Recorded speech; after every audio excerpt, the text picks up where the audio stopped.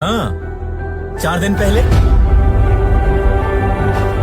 पहनने के लिए कपड़े दिए, मकान बना के दे रहा है, दवाई ला के दी, सर उठा के जीने लायक बनाया। जो कर रहा है वो भूलना मत, जो किया है वो भी भूलना मत।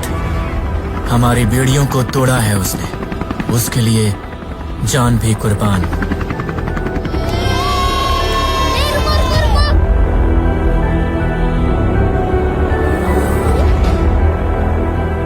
मैं जानता था हम सब में से चिकना तो मैं ही दिखता हूँ रे।